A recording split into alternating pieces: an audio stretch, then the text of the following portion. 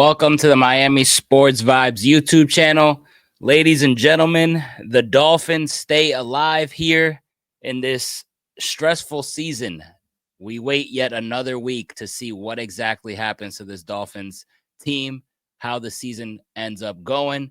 But the Dolphins stay alive. They control what they could control, which is winning the football game and the rest letting it play for itself. And the Dolphins got everything that they can possibly ask for this entire week. You needed Denver to lose. That's step one. They lost to the Bengals on Saturday night. You needed the Colts to lose one of the last two games. Granted, they're going against the New York Giants and the Raiders. I mean, two teams that are absolutely terrible. That's probably not going to happen. But what do you know?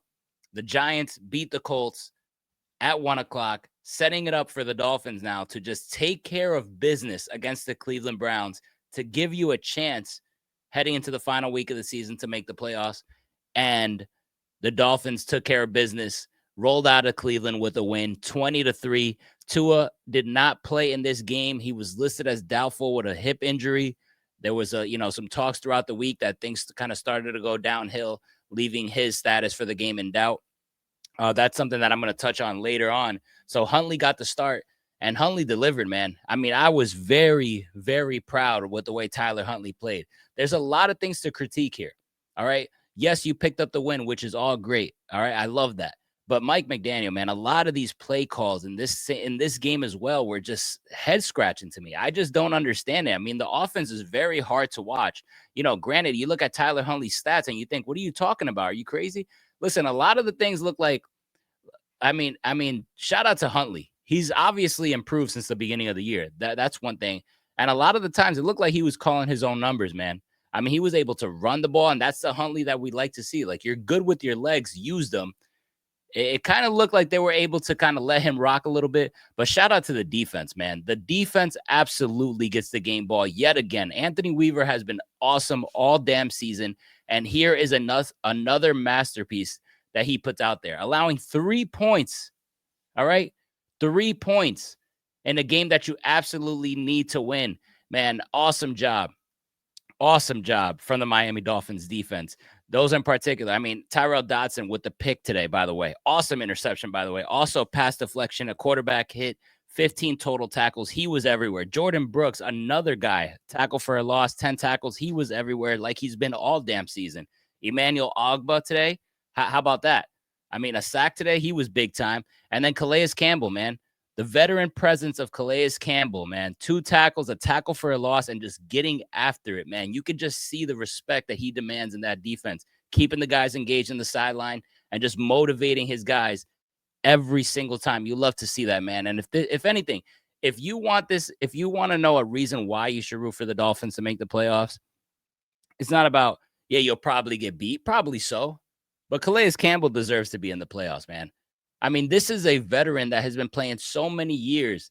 And instead of going to another team, he wants to stick it out with Miami. And he's just going into every single game with that approach. It's just awesome to see, man. So huge shout out to Calais Campbell. Jalen Ramsey today as well.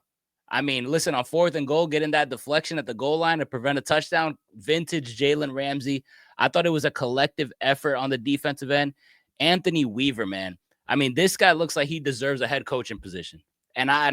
Listen, he has surprised the hell out of me because I was not the biggest on the hiring in the first place. I thought, I got to see what he's going to do. I don't really think I like this. I was one of them, but boy, was I wrong. I mean, this guy looks like he's ready for a head coaching job already, to be honest with you. I mean, he has impressed the hell out of me. Way better than Mike McDaniel, I'll tell you that much. But let's look at the stats in overall, man. So Tyler Huntley, as I mentioned, solid game. All right. Really solid game. 22 for 26, threw for 225 yards and a touchdown pass. Did get sacked 4 times. You don't like to see that. Ran the ball, 7 carries for 52 yards and a beautiful touchdown, man. Had a nice 18-yard run as well. Like I said, Huntley was calling his own number, it looked like a bit of times. So you like to see that. Achane with another game where he had 10 carries for 25 yards. Just couldn't really see any holes then. Same thing with Mostert, 6 carries for 3 yards. The running game could not get going. So thankfully, Tyler Huntley was able to do his thing. Tyreek Hill, finally. I mean, goddamn, we've been asking for this for how many damn games? Finally had a Tyreek game. 9 receptions for 105 yards, caught all 9 of his targets. Remember, early on in the season, Huntley couldn't get the ball to Tyreek Hill. There was a lot of plays that were overthrown and just not feeding Tyreek Hill enough. You saw about 2 targets, if not 0 targets. It was super weird. So this shows me that Tyler Huntley as quarterback 2 obviously has been working tremendously hard in practices throughout the season, which you love to see. But still, I mean, GM Chris Greer, bro, if you had gotten Huntley in the offseason, we might have been able to be in a better position at this point when we called Huntley's number earlier in the season. At that point, we signed Huntley, and then we're saying, all right, go out there and start with very minimal prep. It's just, to me, all signs just point at Chris Greer and Mike McDaniel just being completely, stupid beyond belief. And I don't feel bad saying that because that's just the truth. So I'm not here to sugarcoat anything. Malik Washington continues to be a stud. 4 catches for 41 yards. Absolutely love how his season's going. Jonnu Smith, man, 3 receptions, 26 yards only. But boy, were those 3 receptions big time, man, including that touchdown. He continues his amazing season. And it's kind of crazy, man. The Dolphins newcomers that they got this year have been probably the best players, man. If you think about it, they have been the best players aside from Devon Achane. Think about it. We hit on a lot of these guys. Jordan Brooks was an offseason pickup. He's been awesome.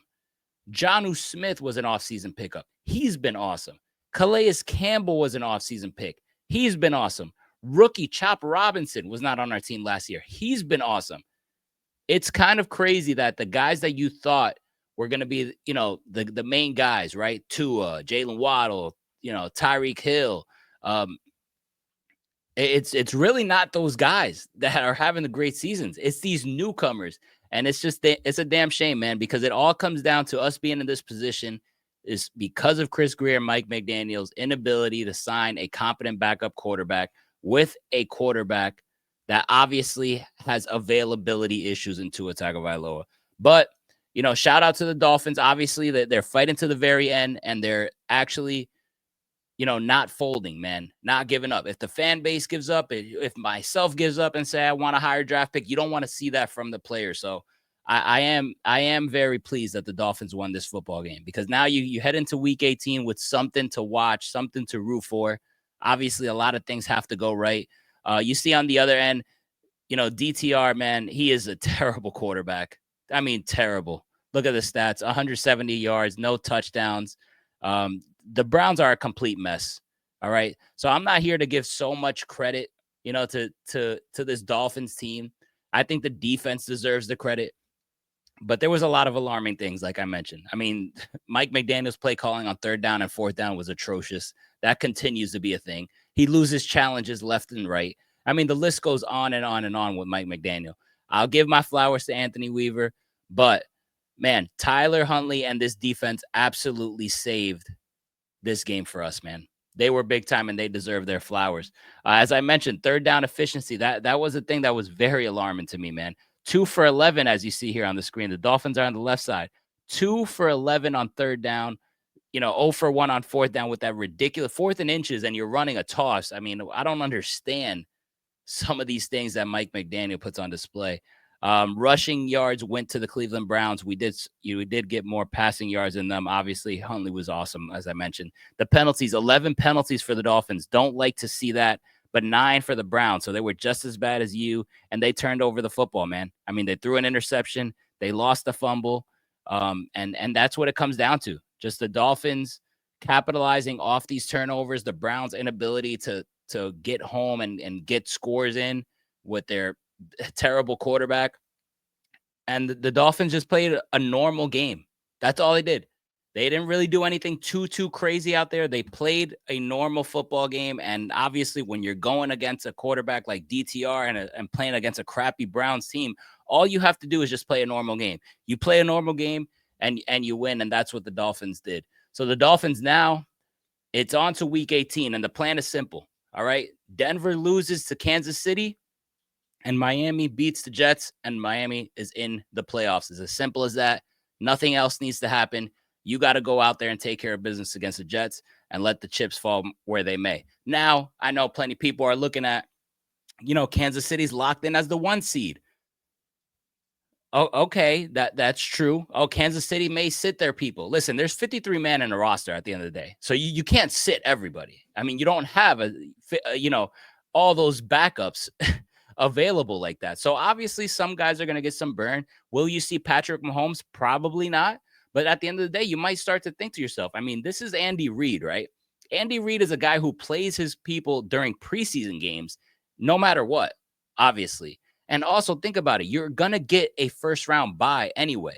Do you really want your team to go now 2 total weeks, right? But you're also counting the days off after last time, right? So they last played on Christmas. So you have to add some additional days there. You're going about what, like half a month without playing football? I don't know, man. I think a lot of that is a smokescreen. I wouldn't be surprised if the Chiefs do roll out some starters in there for some extensive time. But nonetheless, if they don't, if they do pull the plug early, Andy Reid has shown with backup quarterbacks to go out there and get gritty wins that just don't matter and just kind of show off why he's one of the best coaches of the NFL. And Carson Wentz, I believe he's the backup under Andy Reid. Listen, anything is possible. But at the end of the day, what you have to do is take care of business, put it to the New York Jets. They're a laughing stock at the end of the day, and let the chips fall where they may, man. If you finish 9-8, obviously you have a positive record. Not the season that none of us wanted. Absolutely not with this talent. It is still a major disappointment. We know where the fingers should go, though, right? That's at Chris Greer. That's at Mike McDaniel. We all know that. Anybody that's in denial, I mean, wake up, like I say all the time. That's a problem there that we need to address. But I would like to see this Dolphins team at least finish strong and let the chips fall where they may, man. At this point, I know I said it before out of anger, kind of, I want a higher draft pick. But at the end of the day, man, if Chris Greer is the one picking the draft picks, what are we doing anyway? you know, what are we doing?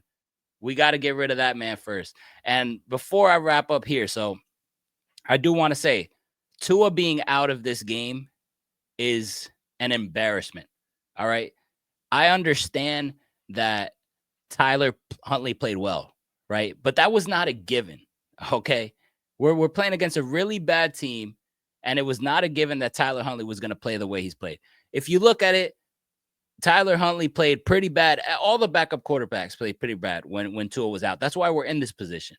All right. But for Tua to be out there and not play through this injury in a game where you need this to get into the playoffs, you lose this game and you're officially eliminated. All right.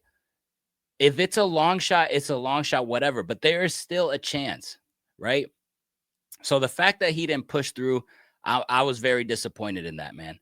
I was very disappointed in that because sometimes you can argue, even if Tua's not 100% out there and he has to play, getting rid of the ball quick, he already gets rid of the ball quick. All right, this is a guy that's tried to play through concussion, so don't miss me with the he cares about getting hurt. I mean, stop that. What else? He's got paid already.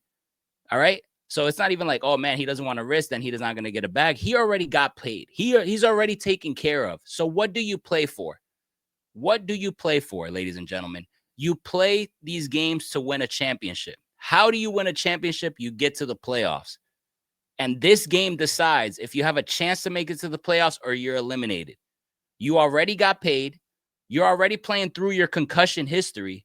So the fact that you can't suit up out there and at least give it a shot to go out there and play for your team is absolutely bogus, man. And this is the same narrative. It all comes down to his availability.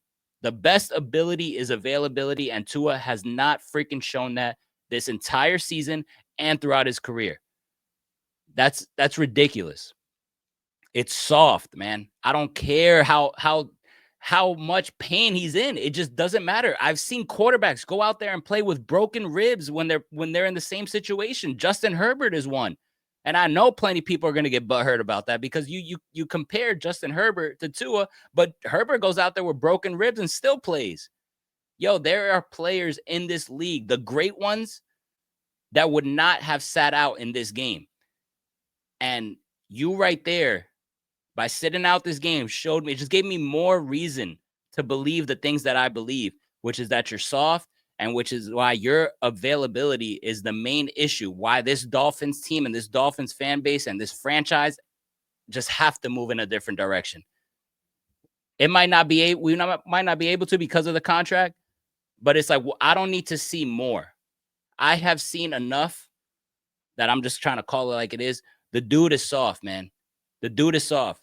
He's lucky we won this game, because if we lost this game and we saw the same Tyler Huntley that we saw in the beginning of the season, they would come down harder. So he might get a pass for this one in many people's book, but not in my book, man. I don't care how much. The only thing you can argue with me is that you need to get paid and you're on a contract year or something like that, but you got paid, my man. You got paid already. You playing through concussions. Don't give me that. Don't give me that. Absolute softness from Tua. But listen, Dolphins are fighting for a playoff spot. They stay alive. They're in the hunt. The plan is simple. Beat the Jets next week, and Denver lose to Kansas City, and the Dolphins are in the playoffs. Dolphins win this one 20-3. Shout out to Calais Campbell once again, and shout out to Anthony Weaver. See you guys next time.